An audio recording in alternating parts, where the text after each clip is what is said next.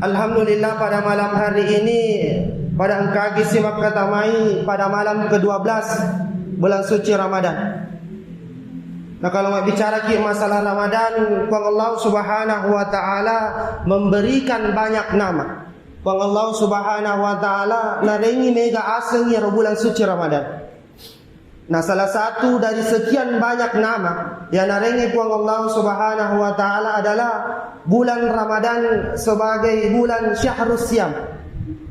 Artinya apa? Bahwa bulan Ramadan Allah menaruh suatu ibadah. Allah Subhanahu wa taala nataruh di pakkasiliam. Yang itu Syahrus Syam. Puasa di sonar itu. Jadi kita sebagai tomat pernah Allah Subhanahu wa taala memang diwajibkan untuk laksanakan yang sengit puasa.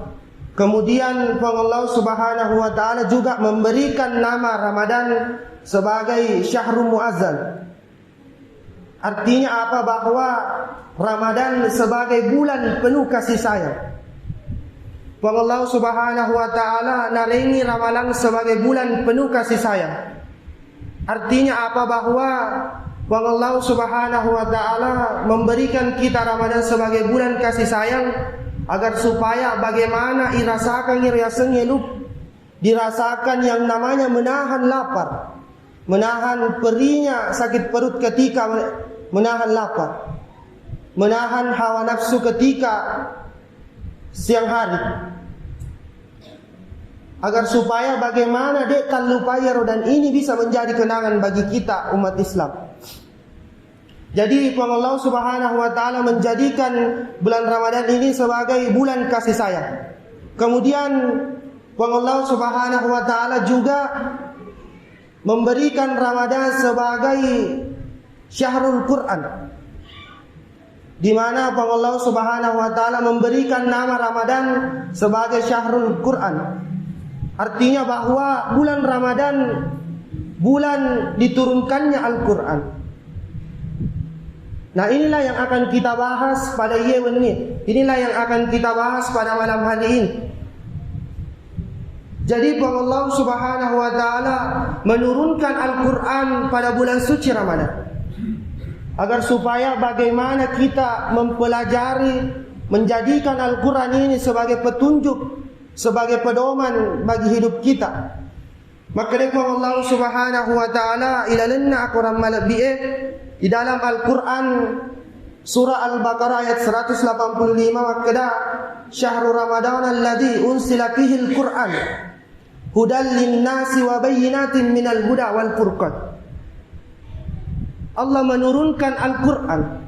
Allah Subhanahu wa taala napa turun Al-Quran pada bulan suci Ramadan sebagai petunjuk, sebagai pedoman lori idi umat manusia dan pembeda antara yang hak dan yang batil. Jadi di dalam ayat ini ilalanna ya ayat Allah Subhanahu wa taala najelaskan ini menurunkan Al-Quran sebagai pedoman, sebagai petunjuk lori di umat manusia. Bukan cuma umat muslim diberikan petunjuk di dalam Al-Quran, tetapi semua umat manusia diberikan petunjuk di dalam Al-Quran. Membenarkan kisah-kisah nabi-nabi sebelumnya di dalam Al-Quran semua sudah dicantumkan oleh Allah Subhanahu wa taala. Kemudian juga sebagai petunjuk supaya bagaimana kita bisa membedakan mana yang hak, tegairu mantaji hakta, mana yang hak dan mana yang batil, mana yang halal dan mana yang haram.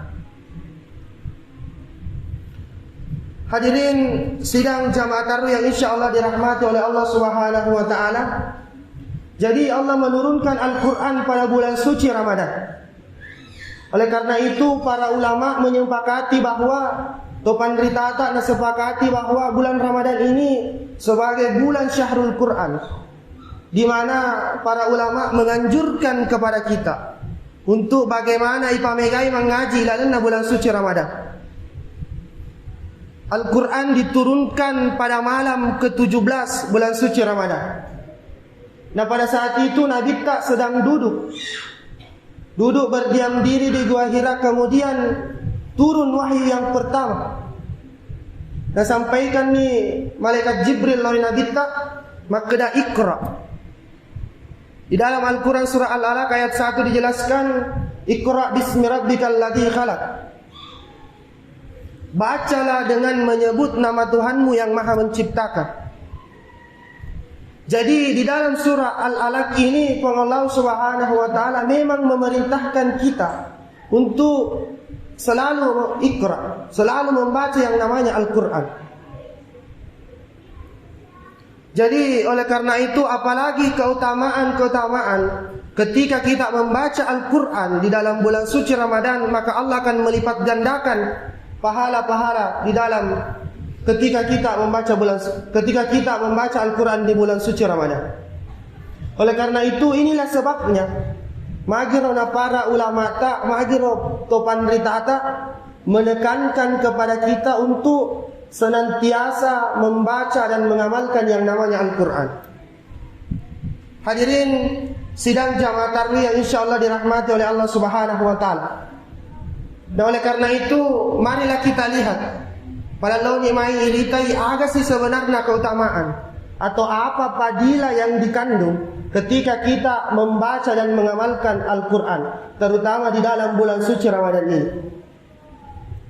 Nah, yang pertama fadilah yang dikandung atau keutamaan yang dikandung ketika kita membaca Al-Quran di bulan suci Ramadan adalah bahwa Allah Subhanahu wa taala akan melipat gandakan pahala dari bacaan kita. Nah, ketika kita baca sengi Al-Quran, Allah Subhanahu wa taala akan dapat lebih-lebih apalannya baca Quran. Di dalam sebuah hadis diriwayatkan bahwa Nabi tak pernah berkata bahwa barang siapa yang membaca Al-Quran satu huruf saja, maka akan dinilai baginya satu kebaikan. Dan satu kebaikan itu sebanding dengan 10 pahala kebaikan. Jadi ketika baca kisah di huruf sebanding dengan 10 kebaikan.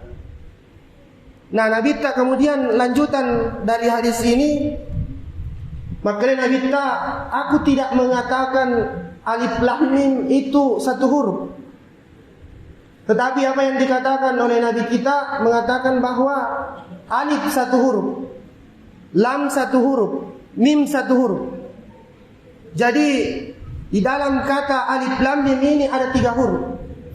Nah, ketika kita baca ini alif lam mim, maka tadi dijelaskan satu huruf sama dengan 10 kebaikan. Sedangkan alif lam mim ada 3 huruf.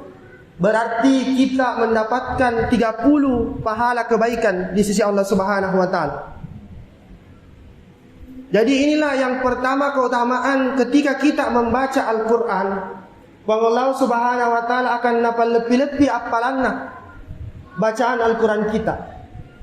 Nah, ketika kita membaca Al-Quran di bulan suci Ramadan, tambah dapat lebih-lebih Allah Subhanahu wa taala ro apalanna baca Quran. Karena kenapa? Membaca Al-Quran hukumnya sunnah.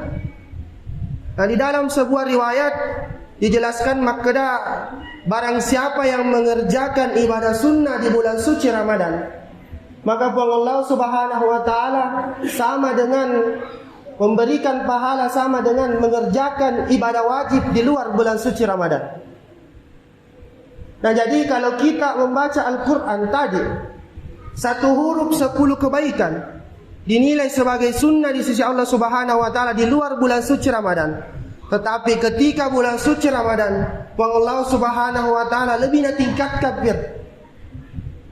Makanya sebagai komata penapuang Allah Subhanahu wa taala, alangkah ruginya kita ketika dia memanfaatkan bulan suci Ramadan untuk membaca yang namanya Al-Quran. Jadi itu yang pertama, bahwa Allah Subhanahu wa taala melipat gandakan bacaan Al-Quran kita ketika membaca yang namanya Al-Quran di bulan suci Ramadan. Hadirin sidang jamaah tarawih yang insyaallah dirahmati oleh Allah Subhanahu wa taala. Nah, kemudian yang kedua, keutamaan atau fadilah yang didapatkan ketika membaca Al-Quran di bulan suci Ramadan adalah Al-Quran bisa menjadi syafaat. Al-Quran wediki na tolong matur yasori monrina pang Allah subhanahu wa ta'ala. Di dalam sebuah hadis diriwayatkan makda Nabi sallallahu alaihi wasallam, barang siapa yang membaca Al-Quran itu akan menjadi penolong atau menjadi syafaat baginya di hari kiamat kelak. Nah, kemudian di hadis lain dijelaskan bahwa Nabi tak menjelaskan Al-Quran ini sebagai syafaat, maka aku tidak menilai. Maka Nabi tak menjelaskan bahwa barang siapa yang membaca Al-Quran itu akan menjadi penerang, akan menjadi penolak bala, akan menjadi penolong ketika di akhirat kelak. Jadi keutamaan yang kedua, ketika kita membaca Al-Quran terus mengamalkan yasengi Al-Quran, itu ketika resori monrina pang Allah subhanahu wa ta'ala, Al-Quran akan datang memberikan syafaatnya kepada idi yang selalu membacanya. Jadi ketika di akhirat kelak sudah tidak ada lagi yang dapat memberikan syafaat kita, maka Al-Quran akan datang memberikan syafaat kepada kita yang selalu membaca Al-Quran. Hadirin sidang jamaah taruh yang insyaallah dirahmati oleh Allah subhanahu wa ta'ala. Nah, kemudian keutamaan yang ketiga atau fadilah yang ketiga yang terkandung ketika kita menjadikan Al-Quran ini sebagai pedoman adalah akan menjadi cahaya, akan menjadi pengusir setan-setan dari rumah kita.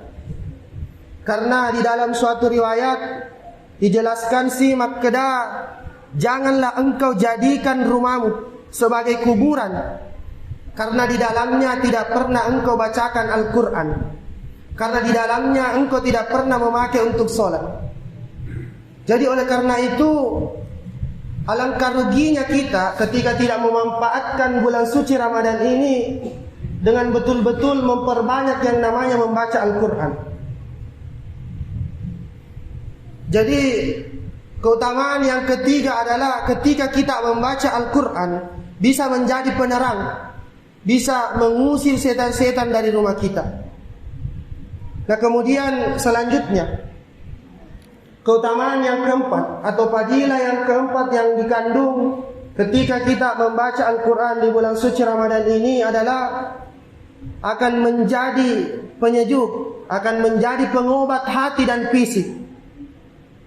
Nah, seperti tadi yang dijelaskan oleh Bapak Desa kita, nah ketika seseorang tersebut selalu timbul dalam hatinya rasa iri, rasa dengki, rasa selalu iri kepada orang lain, mungkin baliwalanar untuk bantuan sesuai tadi yang dijelaskan, dia tidak, kemudian timbul iri, maka rajin-rajin baca yasengi Al-Quran, karena Al-Quran ini sebagai penyejuk bagi kita. Maka Allah subhanahu wa ta'ala, wa nunassilu minal Qur'ani ma huwa shifa'u wa rahmatul lil alamin.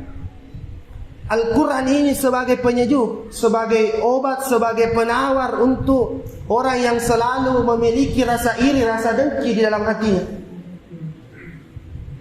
Wa rahmatul lil alamin, dan bagi orang-orang yang beriman.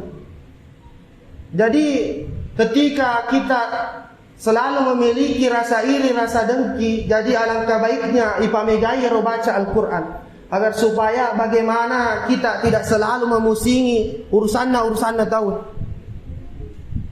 Jadi inilah beberapa keutamaan yang terkandung ketika kita membaca yang namanya Al-Quran. Hadirin sidang jamaah taruh yang insyaallah dirahmati oleh Allah subhanahu wa ta'ala. Jadi selagi pun Allah subhanahu wa ta'ala masih memberikan kita kesempatan, masih memberikan kita waktu untuk berbuat kebaikan, terutama di bulan suci Ramadan, marilah kita manfaatkan ini dengan sebaik-baiknya. Karena jangan sampai ketika matu kita belum tentu dapat Ramadan tahun depan. Oleh karena itu, marilah manfaatkan Ramadan kali ini ipamegai membaca dan mengamalkan yang namanya Al-Quran. Karena di dalam sebuah hadis diriwayatkan mengatakan bahwa man ta'allama al-Quran wa 'allamahu. sebaik-baik orang adalah yang membaca dan mengamalkan Al-Quran. Mudah-mudahan ini menjadi perhatian, menjadi pengingat bagi kita semua, sehingga dimanfaatkan ini bulan suci Ramadan, sehingga kita mendapatkan keutamaan-keutamaan yang terkandung di dalam bulan suci Ramadan ini. Oleh makuniro kapang oleh orang pengeki, mudah-mudahan ini bisa bermanfaat bagi kita semua, terutama kalau ditahu bicara lebih dan kurangnya mohon dimaafkan. Minallahi musta'an wa ilaihi tiklan. Wassalamualaikum warahmatullahi wabarakatuh.